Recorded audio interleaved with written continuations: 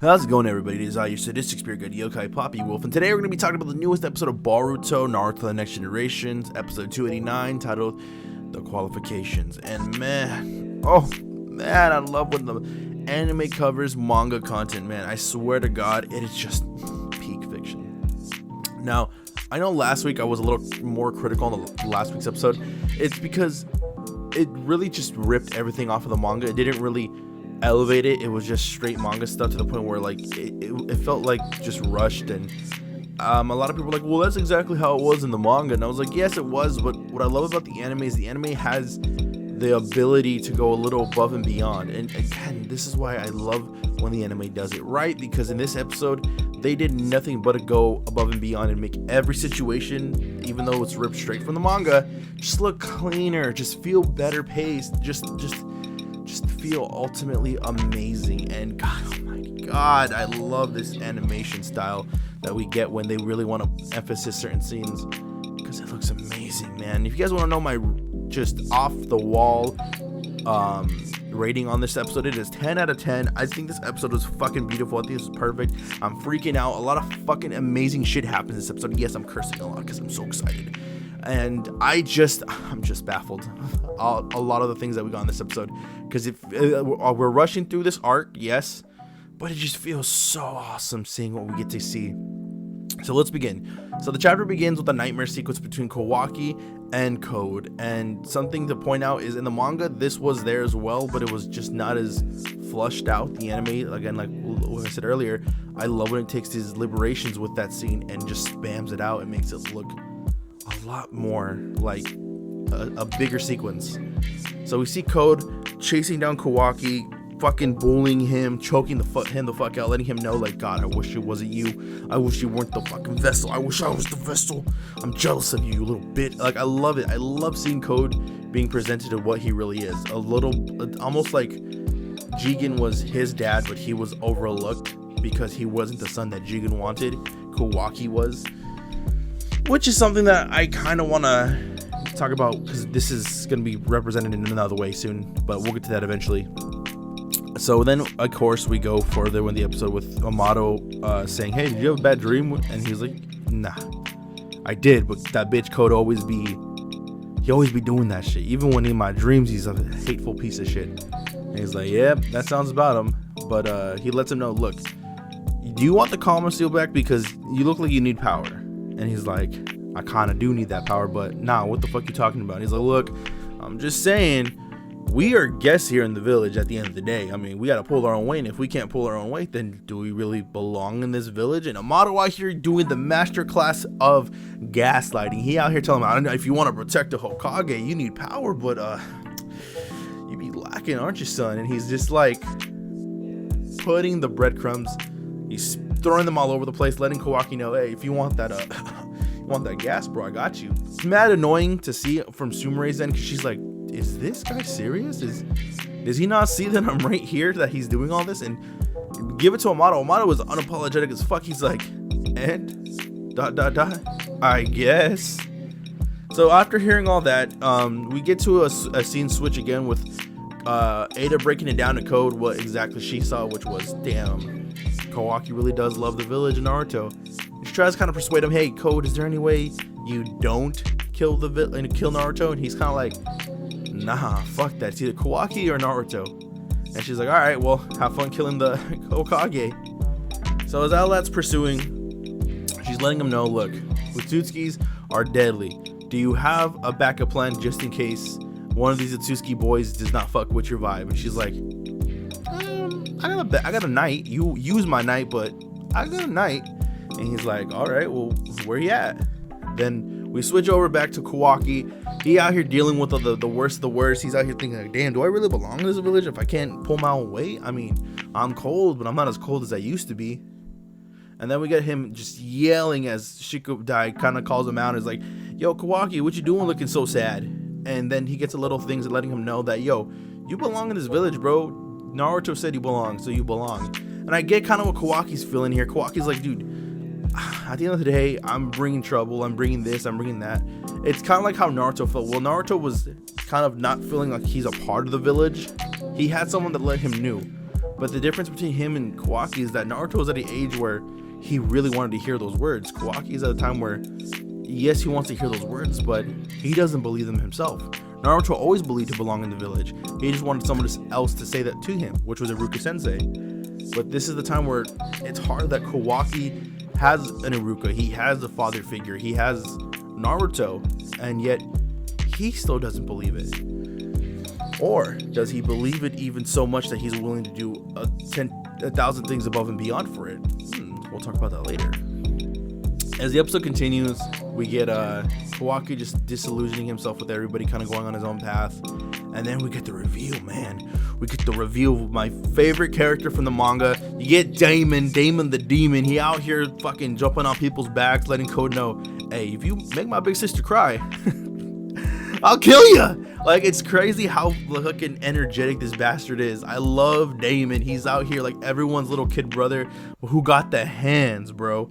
He got the hands for days, and he don't even need to make a step, because as we see further, as everything's transpiring, a lot of Boruto's old guards and old military assaulteds, or whatever the fuck they're called, the fucking crew, come out here shooting, waving guns, letting them know, hey, look, we're gonna kill y'all, so bye. And just as they're all trying to make moves, bam, reflect. And I gotta say something about this.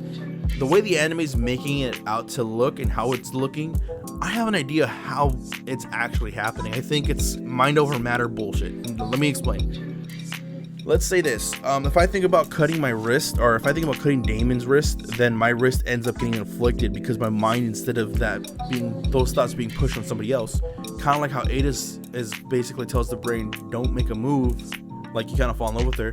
What if it's mind over matter things that your brain is inflicting that pain onto you? He's not necessarily reflecting it, but he's reflecting the synapses, like he's making it mind over matter, or your mind is creating that wound on on yourself.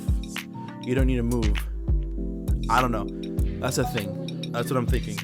I'm not positive on it because the axe in the head, I don't know how to explain that other than the guy just hits himself with the axe. But yeah, man, so much good shit with Damon, man. Damon out here just balling. He got hands too. He be putting on the hands on Bug, saying, Bug, what's good? It's been a while. Why are you not welcoming me, bro? I'm back. And Bug's like, fucking kids, bro. I hate these kids, bro. Get the hell out of here. And then we go back to seeing Boruto getting out of the house, sparring with Himawari. No, well, not really sparring, but seeing Himawari sparring. This is what I love about this, is we're getting Himawari insert scenes that are kind of hyping her up for what eventually will come, which is kind of cool. I like it a lot. It's definitely making everything that's gonna eventually come easier to digest when it eventually comes. But so then Boruto's like freaks out because he realizes he can never hold back because the karma seal just makes him too strong. And then he goes in the house. Hinata's kind of like, yo, where's Kawaki at? And he's like, oh, I don't know, but he was supposed to train with me. He bailed. And Naruto overhears this conversation of where Kawaki's at because it's this big special dinner for him. He finds Kawaki hanging out on the head of the Hokages, and he's like, damn, I love this village, bro. Like, I wish I felt like I had a place here. I wish I felt like this place felt like my home. And then Naruto's doing whatever he can to make him feel like it. He picks him up, he goes, look, my stupid son, you have a home. You have a mom, you have a brother, and you have a sister. And that space that you want to belong at is at my table. And I'm like, God damn, Naruto. I'm out here tearing up right now because I'm like, Naruto, why do you gotta do this to us, bro? Like, you's the best. You's everyone's dad, Naruto. We miss you. We miss you so much. I'm out here kind of teary-eyed just talking about that moment because it was really good in the manga, but it looks fan-fucking-tastic in the anime. It got me feeling emotions, and I was like, oh my god, Naruto, please adopt me too. I want to be an Uzumaki.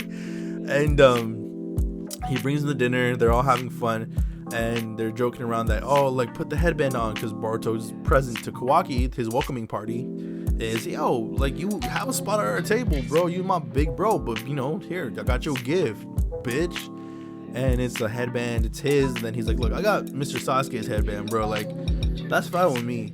And Himawari's like, I got the vase because of you. And it's one of the things I'm noticing is that Kawaki is got so much because who he is, and he hates it. And I could see how it's like When people come back from the war, they're like, yo, these beds are too soft. I need a hard bed. I need to feel a little bit of struggle for me to feel like I deserve anything in life. And he's kind of given love and joy, and it's something that I noticed in people who have been damaged, is that it's hard for him to feel like he deserves this or he qualifies for this if he can't do something for them that goes over and beyond. So then after that whole scene happens, he and Himawari are brushing their teeth, and she's like, look, my big brother's scaring me. He's kind of scared of his power, or something's got him scared, and I really want you to promise that you got his back, because I don't want him to get hurt and I don't want him to lose him. And Kawaki look in the mirror like, I'll make sure that he never goes overboard. That's a promise to you. And then we have a whole scene with Naruto Naruto and Kawaki kind of talking about like why the village is, what the point of the village is, and which is, it's to make people feel safe. It's to make people feel included. And if I can't do that correctly, then I'm not a good Hokage. And hey, Twitter will tell you, Naruto, that you was not a good Hokage. So was YouTube. But all that's transpiring, Kawaki's looking out the window, and he's gonna make a jump for it, and it seems like that's what we're gonna get in the next episode. Is Kawaki's gonna break out and do his own thing and probably try to do his best to protect Naruto in the village by taking the heat from Code onto himself, since he knows that Code will follow. If he can just go somewhere else, that'll happen. Code will follow him and get away from the village. With that being said, a lot of things I loved about this is I love the Himawari insert scenes. I think those are some of my favorites. Seeing Himawari get more included into this to make it seem more familiar, and just let us know that Himawari in the anime is going to be important, just like in the manga eventually. So it's giving us that kind of backbones for that. I love the filling out of the scenes. We get quick scenes in the manga of like the Code chasing down Kawaki and the Naruto and Kawaki thing, and I'm happy that we get to see like a fleshed out version of that. It looks better, it looks more fluid, and just with the animation style, it just makes me go like, damn, this anime is crazy. One thing I really wanted to talk about that I mentioned earlier was the difference in parenting, in the sense that with Jigen, Code was overlooked. Code was not the son that Jigen wanted, but he was the last son that he has. But Jigen, or Ishiki, had Kawaki, someone that was perfect for him, someone that was going to be everything that he needed, while making Code feel like he wasn't needed to that degree. And it's kind of seen in the same thing, kind of in similarities and differences, I'm going to say compare and contrast to Naruto, who is favoring him as much as he favors his other son. But at the same time too, there's that idea that because the first father did that to him, the second one, he'd feel like he doesn't qualify for him. He sees that he's got to do more and above for his family, while before Jigen let Code punk him. He let him beat him. He let him do everything. Jigen beat him. Like, he has a horrible family, so it makes sense that Kawaki he's not comfortable in a situation that gives him love and admiration. He likes it. He actually really enjoys it. And I think that's what he's scared to admit, is that he loves the village. He loves Naruto. He loves having a family. But he's willing to lose the family if it means protecting them. And it's if you know in the manga, because that's a little bit of a manga thing, if you guys know, you can see where this is going. I'm just like, oh my god, the anime's setting everything up so perfectly. Oh man, you guys can see why this episode's 10 out of 10, man. We got Damon's scene is the one thing I fucking loved about this. When the second Damon came out, I was like, this episode's a 10. Damon made this episode a 10. Fucking fantastic. And then I would give this an 11 out of 10 because that final scene with Kawaki in the Uzumaki household is just so fucking peaceful and hopeful. It got me like, I feel kind of sad and shit and like crying.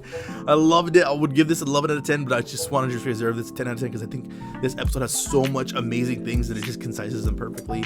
That being said, guys, let me know what your favorite moment in this episode was. Was it Damon's entrance? Was it seeing Kawaki get told that he's the son of Naruto? Was it seeing Himawari getting hinted through these episodes? Let me know down below. It has been a pleasure. I have been your statistics break Yokai Poppy Wolf saying peace out, peace and love, guys, and adios. Have a wonderful day. Bye-bye.